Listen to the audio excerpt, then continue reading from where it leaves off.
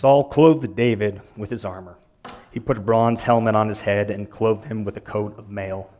And David strapped Saul's sword over the armor, and he tried in vain to walk, for he was not used to them. Then David said to Saul, I cannot walk with these, for I am not used to them. So David removed them. Then he took his staff in his hand and chose 5 smooth stones from the wadi and put them in his shepherd's bag, in the pouch. His sling was in his hand, and he drew near to the Philistine. The Philistine came on and drew near to David, with his shield-bearer in front of him. When the Philistine looked and saw David, he disdained him, for he was only a youth, ruddy and handsome in appearance. The Philistine said to David, Am I a dog that you come at me with sticks? And the Philistine cursed David by his gods. The Philistine said to David, Come to me, and I will give your flesh to the birds of the air and to the wild animals of the field.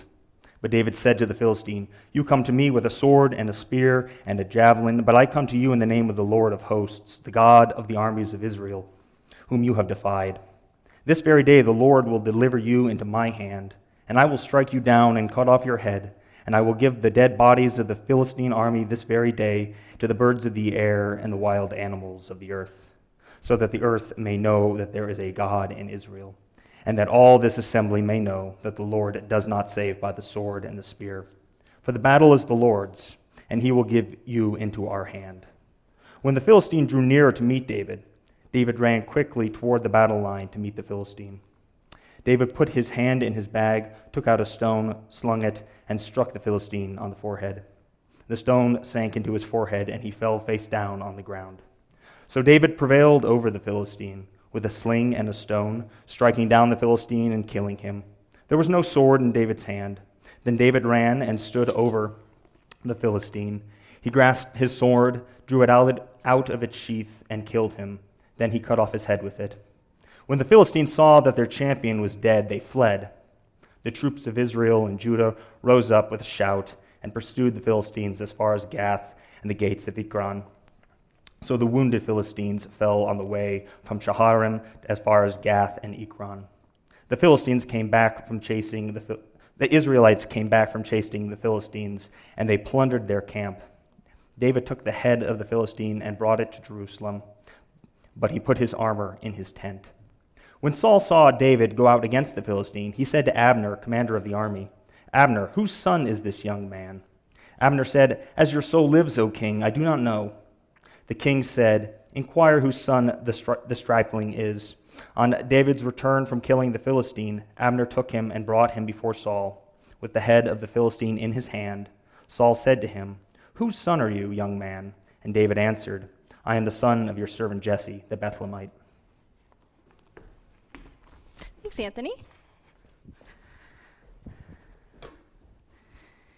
We have got this great iconic story of David and Goliath that we get to go through this morning. We're going to talk about courage. We're going to talk about fear. We're going to talk about liturgy and daily routines and end hopefully on a positive, courageous note. So first, I'd like to pray, and then we'll get into it. God, we thank you for this story, for these people, for your word, and that we can learn so many things about you and your presence with us.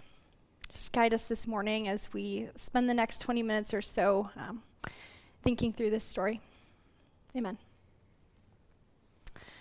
So if you've not heard this particular story, you've definitely heard this storyline, because it is the storyline in so many books and movies, particularly like sports movies, it feels like. We really like an underdog story, the little guy kind of sticking it to the bad guy, or bad woman. It's fine. One of my favorite underdog stories, just kind of get us thinking about this, is in the movie Cool Runnings. Who's seen Cool Runnings?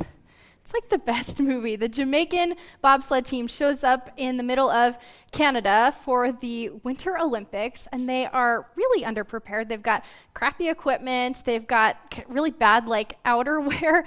I love this scene where they're in the airport, and the guy, one of the bobsledders, he goes outside, and then he comes back inside, and he takes all of the clothing that's in his duffel bag, puts it on, and then puts, the duffel bag on over top because he is so cold. I just love the story. We all love this story of an underdog. So our question this morning, we're thinking about courage, our question we're going to come back to is this: how do we live a life of courage? How does David portray courage in this story? What is courage anyway? If you're reading The Bark of the Bog Owl along with us, there's a really good quote, there's a really good definition of courage that kind of gets us started thinking about courage, and it says this: courage is the will to lay aside fear because your desire to do right outweighs your desire to avoid getting hurt.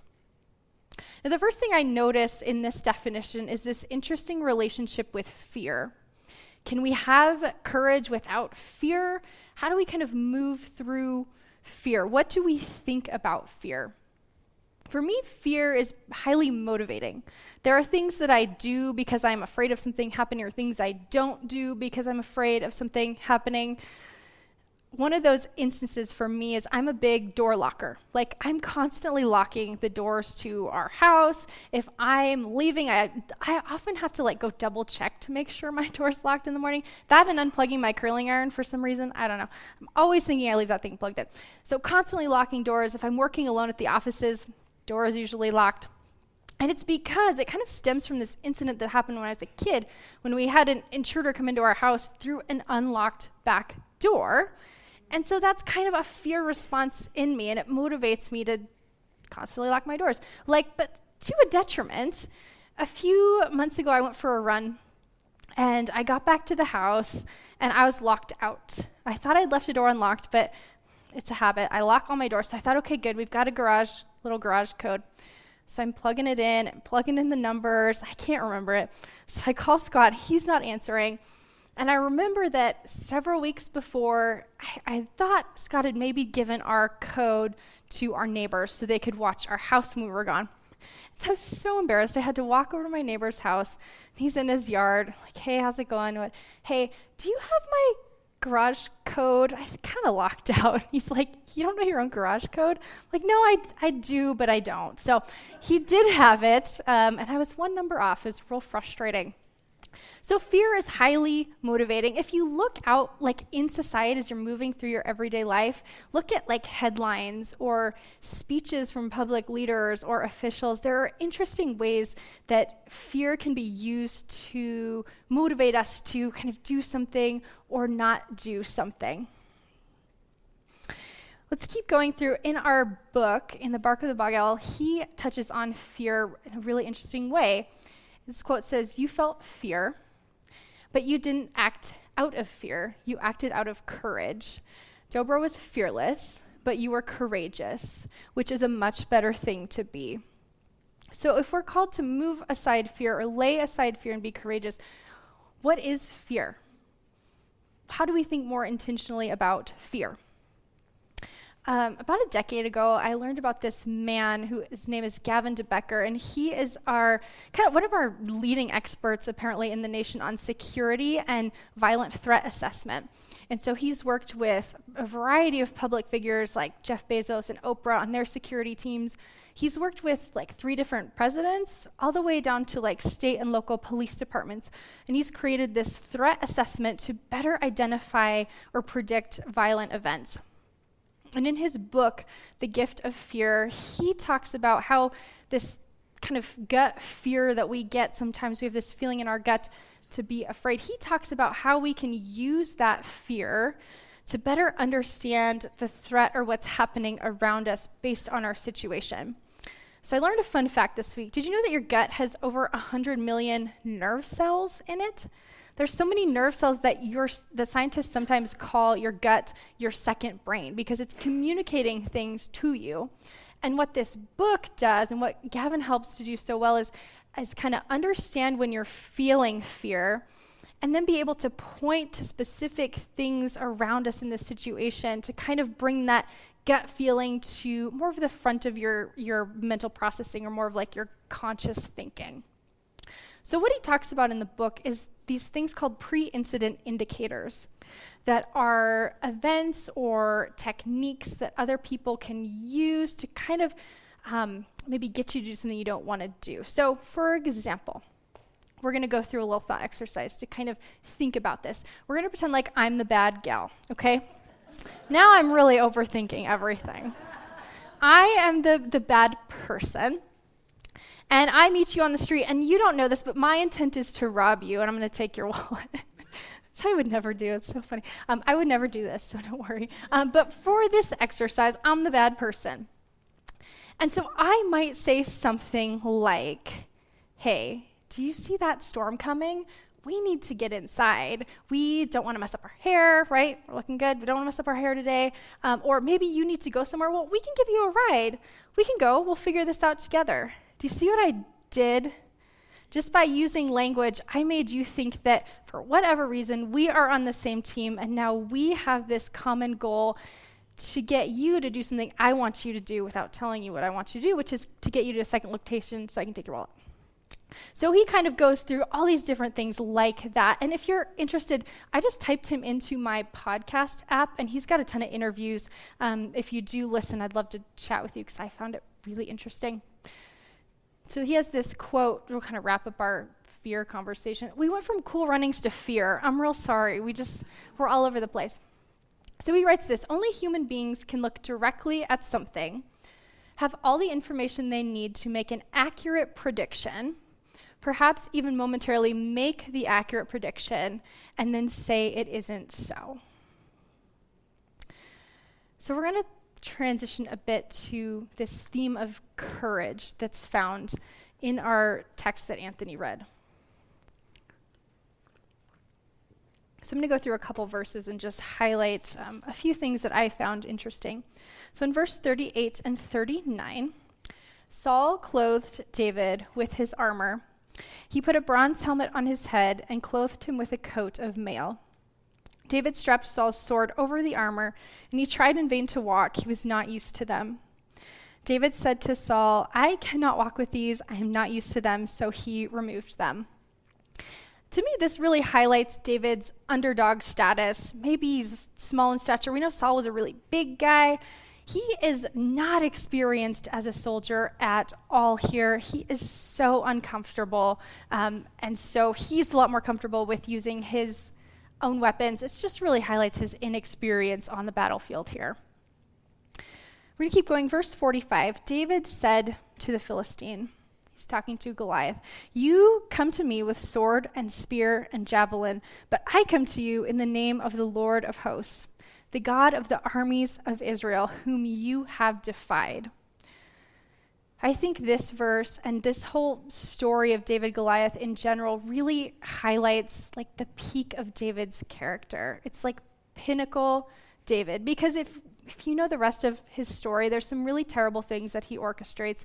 But this right here is like his peak commitment to God, his trust that God has prepared him for this task at hand with the tools he has.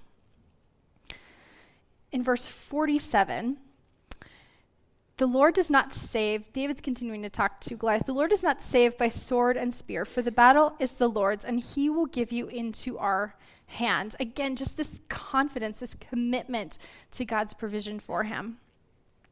And in verse 50, David prevailed over the Philistine with a sling and a stone, striking down the Philistine and killing him. There was no sword in David's hand.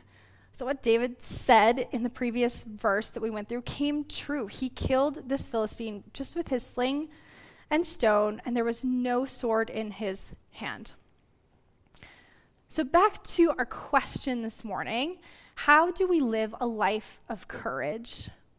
How do we go about doing this? What is helpful from this story? And also, what's been left out of this story? What are some things that we don't read about in this account? So Tish Harrison Warren is an Anglican priest, and she wrote a book called Liturgy of the Ordinary, Sacred Practices in Everyday Life. And basically, she goes through how we can become aware of God's presence as we're moving through our everyday lives and routines. She writes, the crucible of our formation is in the anonymous monotony of our daily routines. What if the boring parts of our life matter to God too? What if he cares about those seemingly boring, insignificant moments? So each chapter of this book is titled with something that we do every day, like wake up, brush our teeth, make our bed, drink tea, calling a friend, checking email, that sort of thing. And my favorite chapter was titled Making the Bed, Liturgy, Ritual, and What Forms a Life. So I'm not a morning person, but I think there's something about being very intentional in those first kind of moments or maybe even hour of my day that I know for me, how I spend that hour or half hour does really kind of set the tone for the rest of my day. So I'm not a morning person and I'm not perfect at this routine, but I really try to have some intentional time in the morning. So in this chapter, Tish was talking about kind of how her morning routine had become very consumeristic. After waking up, she would get on her phone and look at Instagram or TikTok or whatever it was, and she realized the first moments of her day were spent being a consumer. And so instead, she shifted to this idea of making her bed, which allowed her to be a collaborator with God.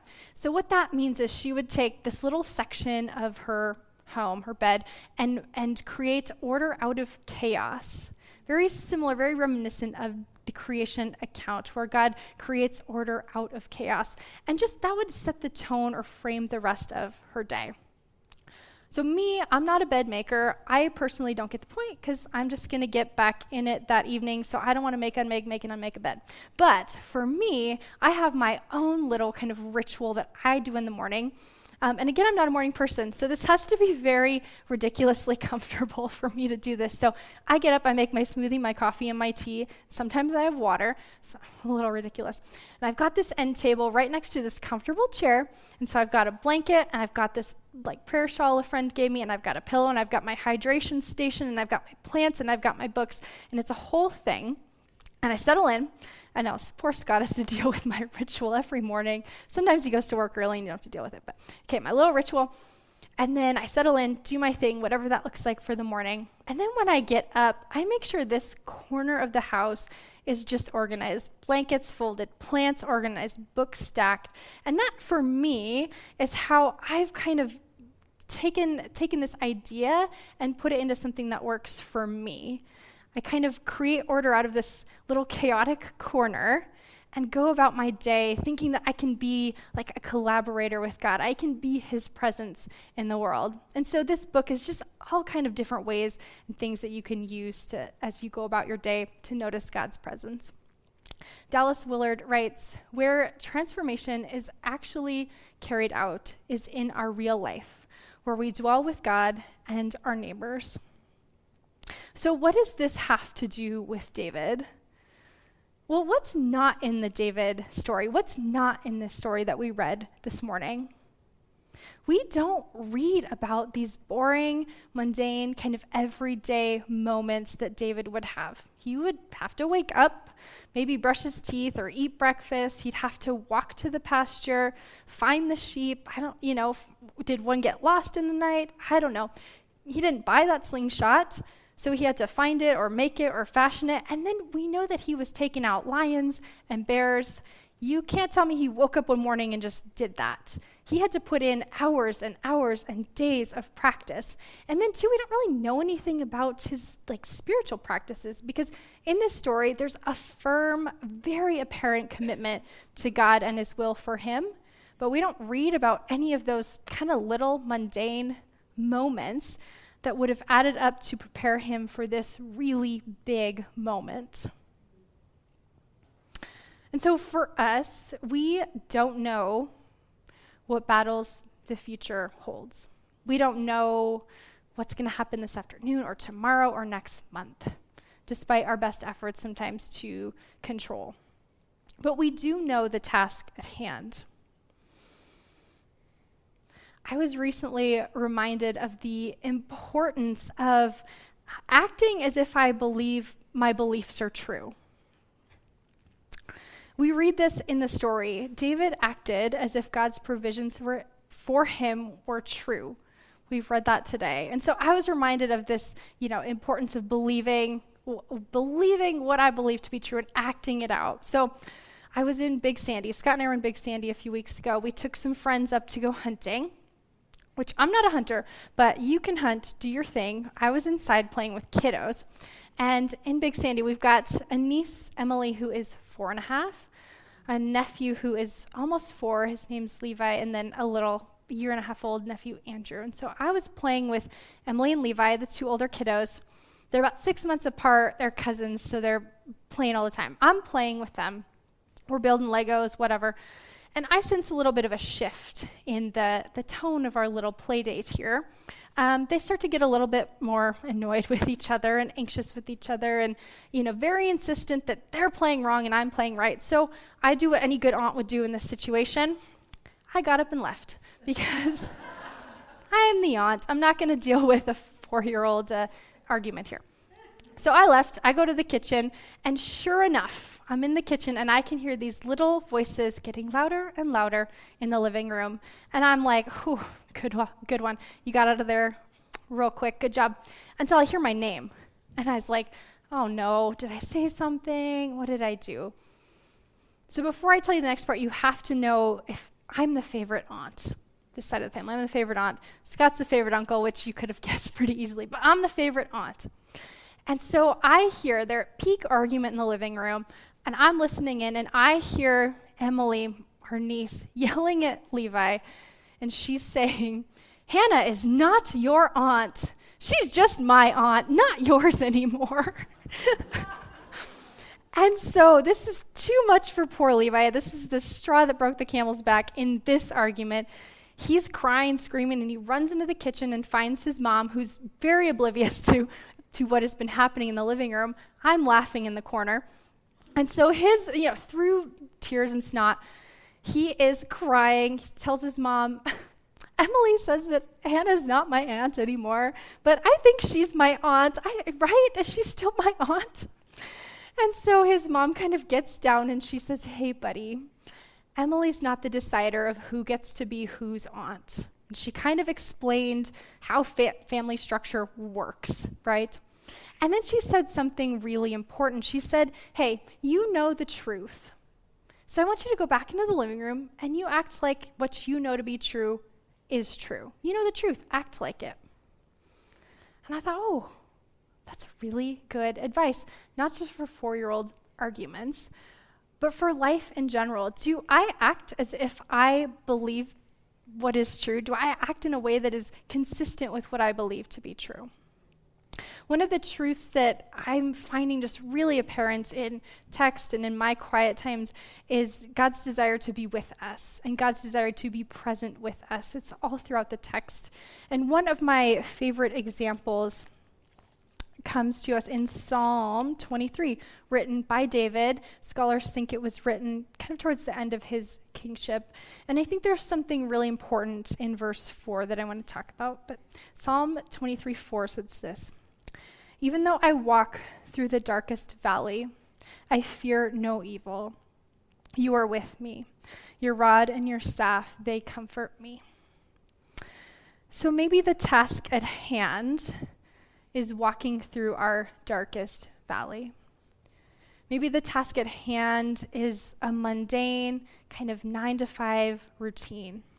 Maybe the task at hand is exciting or happy or joyous. No matter what the task is, we are called to lay aside fear. We will not fear because God is with us. We can find comfort in God. We can find courage in God's presence and his desire to be with us. So we're wrapping up this series on the bark of the bog owl in this section of David's life. And in the first week, we asked the question, or we kind of had a message around the statement, living the life that unfolds before you. And I think courage is just that. I think living a life of courage is living the life that unfolds before you. Whatever the task, whatever moment, wherever we're at in our life, what would it look like to just do the task in front of us, knowing and believing that God is present with us, no matter what that situation is. We're going to give you a chance to partake in communion, which has become one of my favorite kind of rituals and practices. I think because it's weekly, it's such a tangible reminder for me of God's desire to be with us, so much that he became human and walked around as a human and died for us. So band, you can come up. Ushers, if you want to get ready, you can do that now. So if you've not taken communion with us before, there's bread over here, there's gluten-free option, there's wine and juice over here. We're going to usher you out row by row, and then just hang on to your elements, and then Anthony and I will get back up and we'll lead you through communion together. So let's pray. God, we thank you that you are a God of presence, that you desire to be with us and dwell within us. We thank you for your presence today and ask that you are present in the bread and wine in mysterious ways. We love you. Amen. Thanks for listening. If you'd like to learn more about Narrate Church, find us online at narratechurch.org or look us up on Facebook or Instagram.